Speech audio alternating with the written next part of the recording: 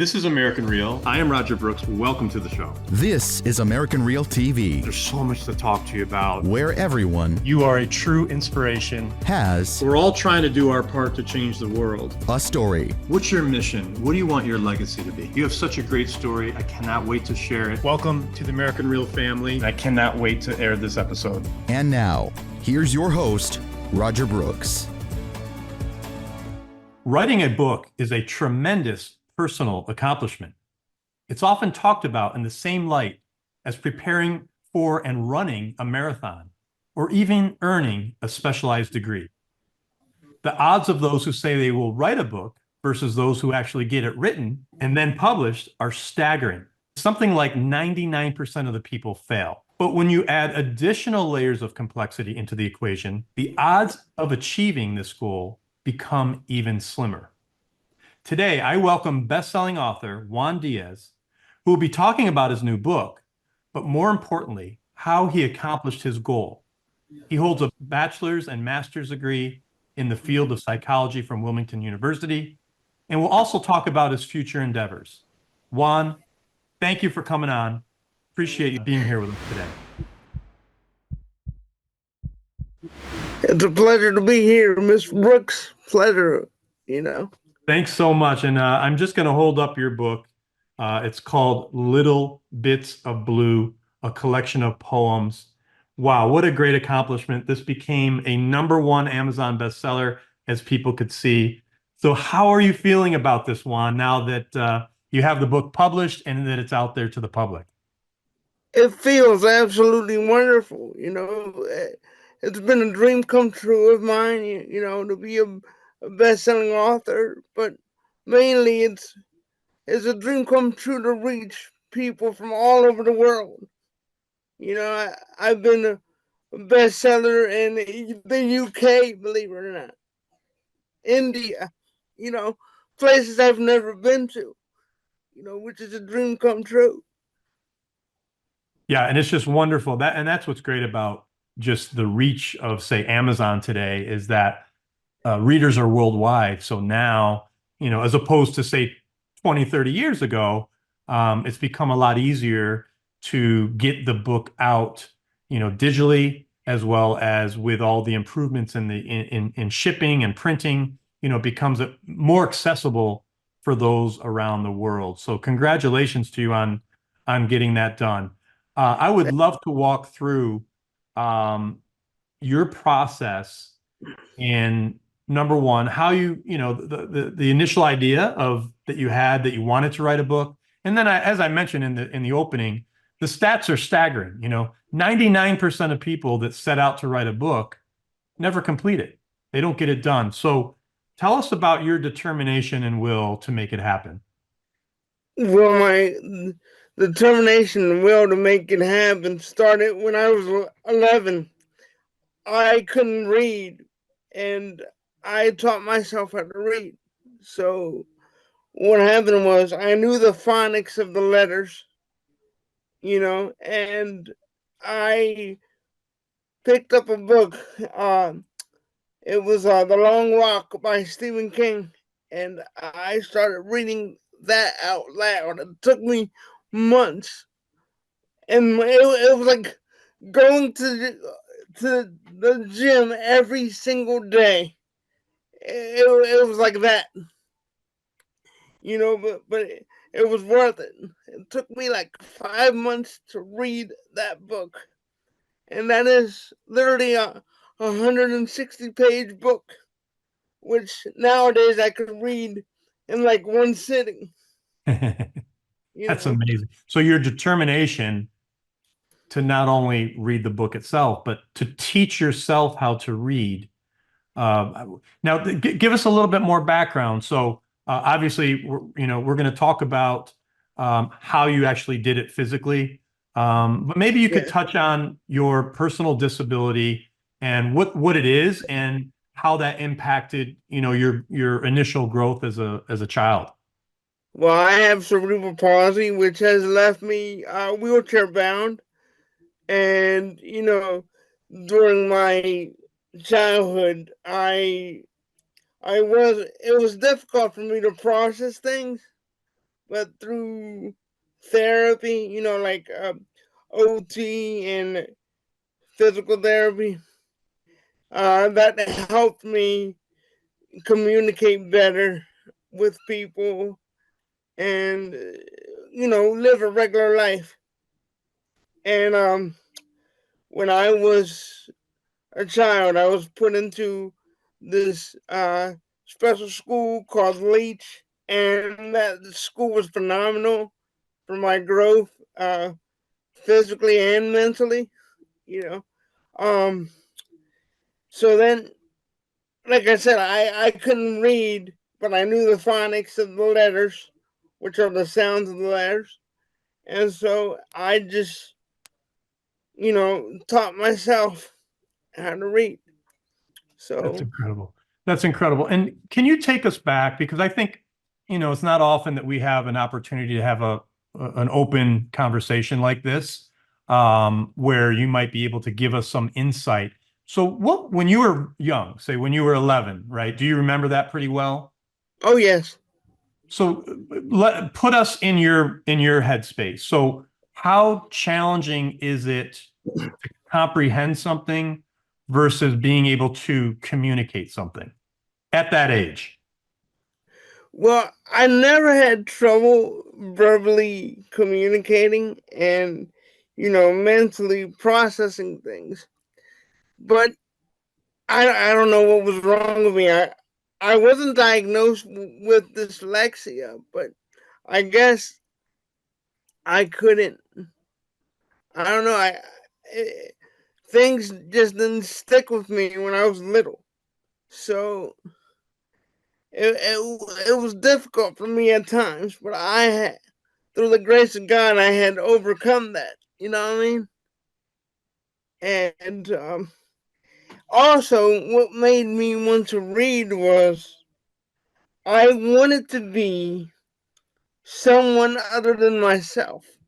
In other words, okay, this is going to sound a bit dark. I didn't want to be, physically handicapped. So I wanted to be other people. So the best way for me to be other people was through reading. When I was little, well, I still do, I have a tremendous amount of empathy. I can feel other people's pain. I can feel other people's joy. And I figured this out through watching cartoons and movies. So I said to myself, if I could do this with cartoons and movies, imagine what I could do in a book. So I started reading The Long Walk at 11. And for those who don't know, The Long Walk is a very gruesome book. It's basically on a, how should I describe it? Well, it's it's a marathon walk with a group of males, and if they get tired or fall, they get shot down by a group of soldiers. So, I wanted to put myself in the skin of the main character who was in the contest. And I wanted to feel his fear. I wanted to feel his joy. I wanted to feel his nausea. And I did, I did feel all those things. And I literally could put myself inside another person's skin. So therefore, when I read, I am no longer disabled. I am a totally different person. That is just remarkable. I've never heard anything explained quite that way, and it really helps me, and I'm sure it will our viewers as well, to be able to understand that a little bit better, of how you were able to do that. And the fact that you talk about empathy, right, is to me a true characterization of who you are at your core, to be able to empathize, with others, and put yourself in their position, so to speak. Yeah, I try to do that every single time I read. As a matter of fact, that's why I like to read all the genres, even genres I'm uncomfortable with, to understand, to be that person for one moment. Yeah. And I kid you not, sometimes I remember I was reading a book on Columbine High School, and because I wanted to understand why people can hurt that way, hurt others that way. And so the book was so well written that at one point I was literally in the body of Dylan Klebold, Eric Harris. And when I was done reading, I had to throw up because it was kind of like exercising what I've just read. I had to, like, how should I say this? It was like inhabiting when I was reading it. It was like inhabiting a spirit inhabiting a body, almost. Incredible. And after experiencing that and reading that book, what insight did you gain from that, as far as how can people be this cruel? What is it? Is it mental illness? What is it? It's a lot of it's for me. It's two factors: mental illness and the environment that they grew up in, the pressures of their society. So when I was done reading the book, I wanted to. I may sound like a bleeding heart right now, but I wanted to hug those two boys. But even though they're not here any longer, but I wanted to hug those two boys, and I wanted to sit down with them and just talk with them. Amazing. No, I appreciate you sharing how you're able to do this. It's again, a unique spin. I think, most of us that read try to put ourselves in the position of characters, but again, I haven't heard it framed quite like how you do it. But Juan, take us through your process. You told us you have cerebral palsy. How are you able, physically, how are you able to get, the book written? How did you do it? I literally write with this index finger of my right hand. Okay. Now I know there's software where I can speak into a microphone and it'll just write what I say, but there's two factors that hinder me with that. One is because of my cerebral palsy, my voice is unstable. Sometimes it goes high, sometimes it goes low. And so when I write, when I speak into the software, it has all this nonsense on the document. And so another part of it is my mind. It hinders my mind. Like when I write slowly, I'm building a world, and so when I speak it, the world kind of pauses when it's being built for some reason, which is very weird. Like, okay, I'm gonna share this with. I never shared this with anybody. When a person writes they're creating a world. Okay, when you hear the tap tap of the keys, that's the sound of a human creating. It's almost, it's almost godly, like, in a way, because you're creating a human being. When you hear the tap tap, of the keys, that's okay. One brick being placed down into your world Yeah. that you created. Yeah. No, it's incredible. And to think that you use one finger to be able to do this is just remarkable. Now,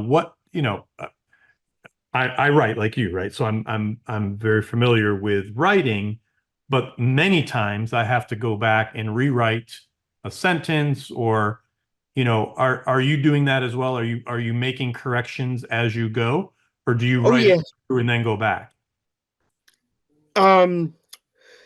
I write it and then go back, like you said, because I'll read the sentence and then I'm like, no, that doesn't sound right. I can make it fancier, or I can make it more plain. Um, Also, um, sometimes during a sentence, you might laugh at this. During a sentence, I will get so deep within the setting and the character that I have to stop myself, because sometimes the scene gets so intense that it takes so much out of me. You have to understand that when I write,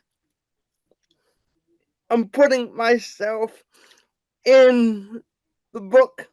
In other words, what you are getting in my book, and this isn't hyperbole, I swear to you, this is true.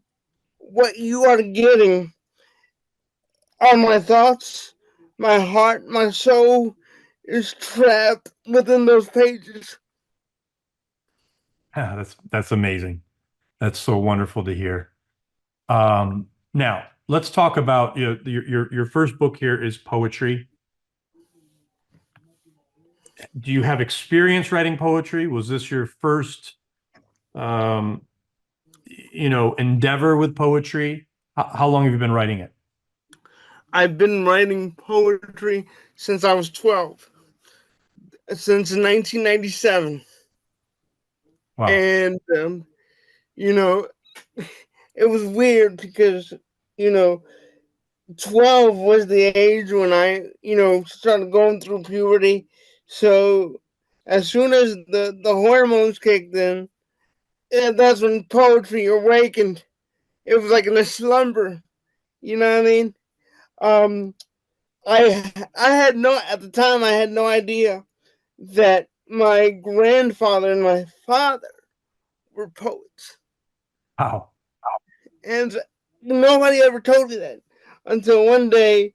You know, I'm writing at my desk, and I had this old Smith Corona that my dad had bought at a pawn shop. And so I was writing poetry. He says, "What are you doing?" I said, "I'm writing a poem." And my dad's eyes they just get wide. I was like, "Oh my God, you inherited our love for words." I did not know that. I was like, "What are you talking about?" So then he went through this whole thing, how on my grandfather's side there's a huge amount of poets, and it was Wow. just weird. I mean, I'm sure that must have made you feel amazing at that time as a 12-year-old. Well, at the time, I was so ignorant. I didn't know how to make it. I didn't know what to make of it. You know, and I was just like, oh, cool. But now, as an adult, I can appreciate that. Yeah. And Juan, would you say writing has been I know you talked about reading. But let's switch now to the writing side. Has that been a positive outlet for you as far as, almost in a way therapeutic, to be able to release what's inside? Oh yes, better than therapy. And I'm not knocking, the psychological profession in any way, but writing any type of art is way better than therapy. It's just you and that blank page or that canvas, and you just tell it whatever you want, and you it becomes a mirror. And then if you see that ugliness, you in that mirror, you examine it, and you say to yourself, why is this so ugly? What happened? And so by doing that, you can probably, help yourself. But I'm just talking from my own experience. I'm not, like I said, I'm not trying to down the psychological profession in any way, but writing to me is way better than hearing a person say to you, I feel your pain. Yeah. Literally, those words that you write, that paint that you slash on the canvas, literally, they are 10 times better than a person saying, I feel your pain, because that art literally feels your pain. Yeah. Wow. That's awesome. That is great. Now, you mentioned to me before the interview when we spoke a couple of weeks ago that you're now working on your second book. Well, actually, it's in the process of being edited now with fantastic editors. Shout out to Ava. Oh my God. She is fantastic. And Roger Harvey. Oh my God, he's such a fantastic individual. He does the cover art, and for that book, for Little Bits of Blue, I told him what I wanted, and within 24 hours, he actually made that, and he says, "Well, here's a mock-up. If you don't like it, we'll go back to the drawing board." And he showed it to me. I said, "No, man, that's fantastic." You That's know, awesome. He captured what you were hoping to see. yes. And so, um, you know, working with the editors and working with everybody at American Real was a fantastic experience. And excuse me, it was a fantastic experience. And also, you know, whenever I can, because I see your ads on Facebook all the time. That's how I found you guys. And so, whenever I can, I try to comment on your ads, and tell people my experience.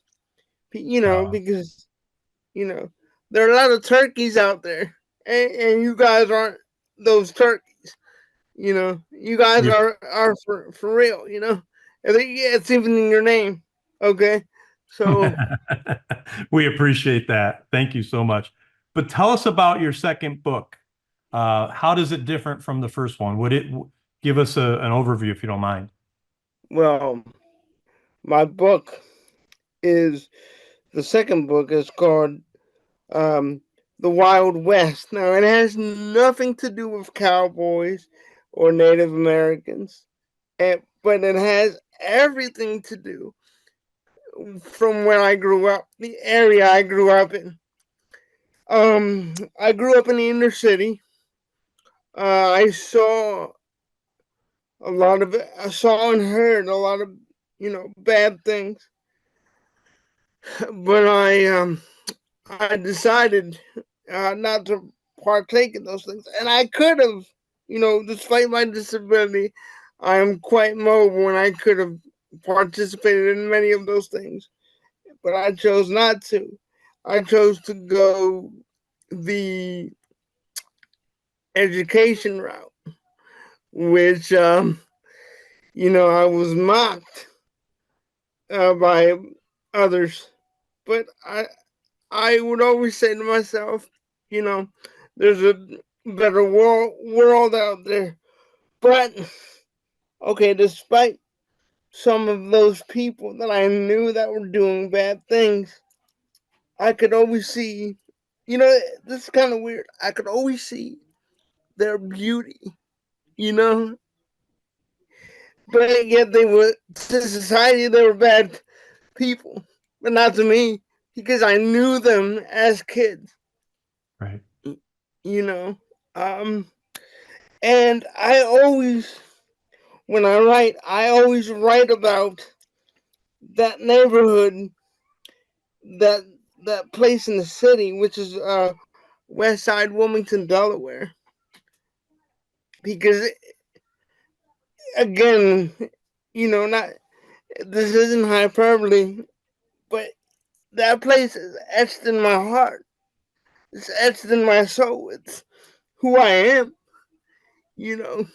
But I just chose to go another route. You know, I,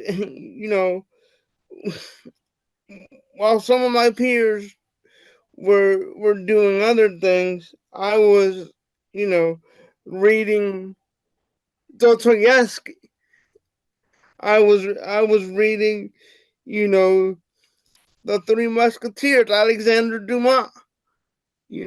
Because again, I did not want to be in that physical world, so I escaped through my books.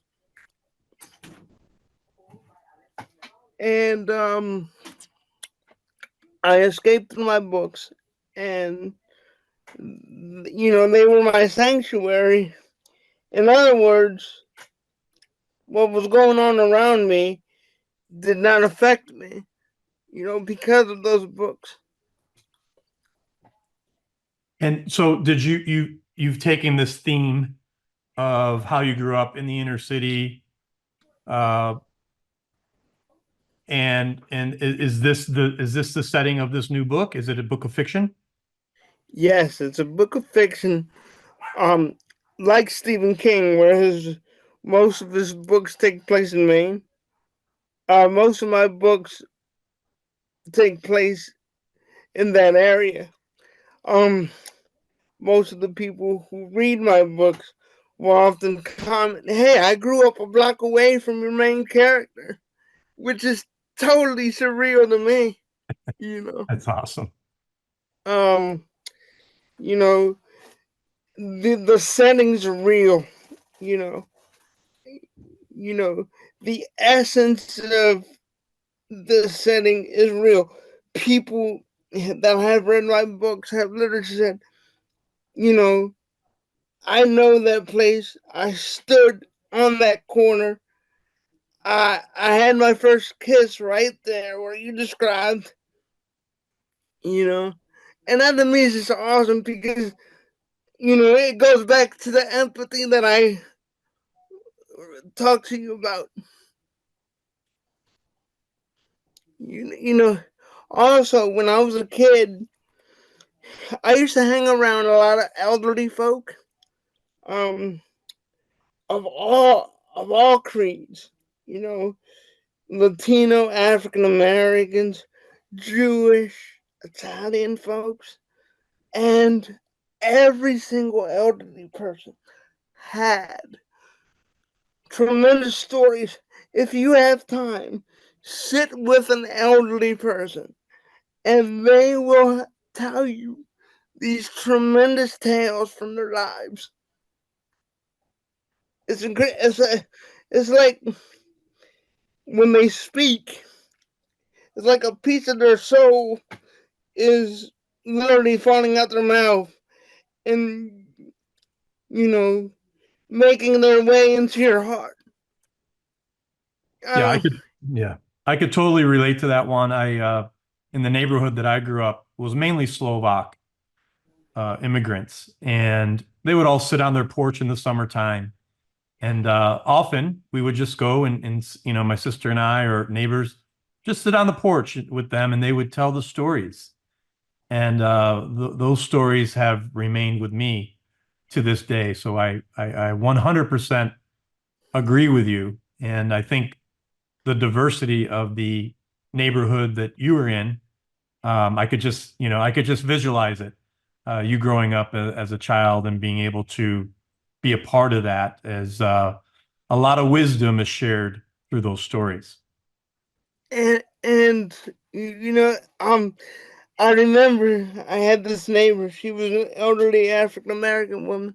Her name was Miss Jeanette, and she since died. This was 30 years ago, but she told me she shared with me she grew up during the Jim Crow South in, I believe, um, Georgia, and she said she was thirsty. Okay, and so she passed a whites only fountain, and she said she didn't stick her mouth on it, but what she did was she put pressure on the valve, and then an arc of water just came out like sort of like a rainbow, and like she drank that way from the white fountain, and she said, "Juan, I felt so devilish," and she just starts laughing her butt off. Amazing, amazing. Yeah, no, it's those stories, right, that uh, really help us as individuals see who others are. Yep, um, and to me, story is that's that is the theme of our podcast. Everyone has a story. So the fact that you brought that up, I really appreciate your insight on that.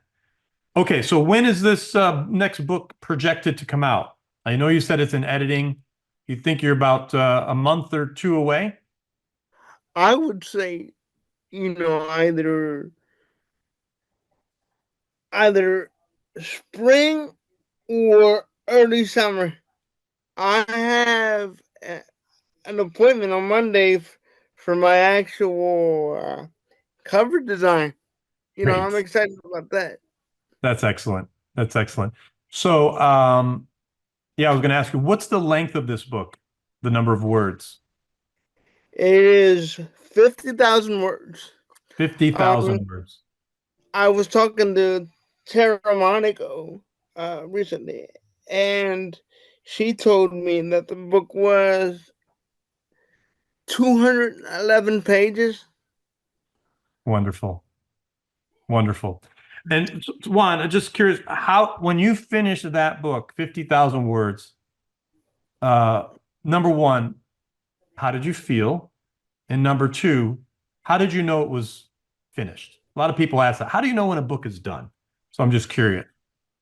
Well, to me, okay, it feels great. I I have a little celebration ritual, which is weird. When I finish a book, um, I listen to Bach. I listen to classical music, and I listen to also this piece called Claire de Lune, which is, I forget who wrote it, but it is so beautiful. It is so peaceful.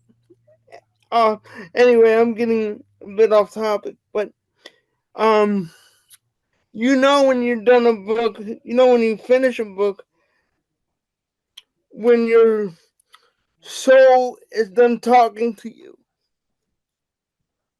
when you no longer hear your character's voices in your head. I don't know how weird that sounds. Oh, it's awesome. I can relate because I also write fiction, and I totally know what you mean. But for those who have never written a book, I'm really happy that you explained it that way. So a couple more questions. I appreciate all your time here today. You must have really good support from your family, I'm assuming. Yes, I do. My father, of course, who comes from a literary background, and my mother, um, my mother doesn't speak that well. She speaks mostly Spanish, and sometimes I have to read to her when I write, and sometimes she's like mesmerized when I write. Mind you, I will say this: I myself don't find my words powerful, because I wrote them. They're not powerful to me, you know, but But to others, they are. you know, I forgot to say, acting and writing go hand in hand to me.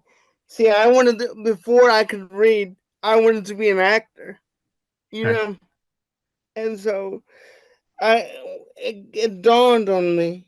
It dawned on me as it's I'm gonna get typecast as the disabled dude in every movie. So, you know, but there's something with words, taking something from a script and adding flesh to the words, adding a body to the words, you know, and then the words on the script become a soul, you know. If you don't mind, Juan, I'd like to read one of your poems, and if you could help us just dissect it a little bit. Okay. Um, I picked The Strength Given. I still carry her essence upon my lips. No longer are they blushing pilgrims, foreign to a new land. No, they belong to a warrior who is armored with love that carries me throughout the day, with the knowledge that my scarred heart is smiling. Well, I wrote that when I was 15, and yeah, I wrote that when I was in 10th grade, and I well, I'm not gonna mention her name, but I had a secret love affair with this young lady. Because of my disability, you know, people would mock the girls I would have crushes on, and so with this young lady, nobody knew that we were in a relationship, so our relationship was secret. And so she gave me my first kiss, and that is my first kiss in poetry form. Wow. Amazing. Thank you for sharing that with us. Incredible. And I hope she's watching. I hope not. Well, you didn't say her name, so we're clear. Yeah, she's married now, so Okay. You were kids, so everything's good. Um, Talk about any of your future plans. What are you hoping to yet accomplish? Where are you going next? um well, I don't have lofty plans, but I've you know hopefully I will reach more people. That's my goal, to reach more people. And hopefully I'm able to normalize disability in a way where people don't find things as incredible. I have this poetry in there. This poem, excuse me, I had this poem in that book that you just read. It's called Death to Tiny Tim. And I'm actually cursing Tiny Tim because people have this image of, people have this saintly image of people with disabilities, which is what Tiny Tim represents. And I'm actually cursing that image, you know. And my goal is to normalize disability all across the board. You know what I mean? So that's my goal. I don't care if my books ever make it to a movie. I don't care. I just want to reach people. It's all about the people. And I always say to people, if you go into writing to make money or to seek fame, then that is not being a writer. Being a writer is connecting with people. It's not seeking the glory or the fame. I couldn't have said that any better myself, Juan. It is so true. We talk to a lot of authors all the time, and you'd be surprised the number of those who, when we ask, what are your goals? What are you trying to do? And they say, I want to become famous from it, or I want to make a lot of money. And when they say that, it's typically not the best fit for us because of those reasons. So really happy that you pointed that out. Awesome. Well, look, this has been a very insightful, enlightening, entertaining, and also sober conversation. I really thank you so much for your time. I would love to have you back after your second book comes out so we could talk about that.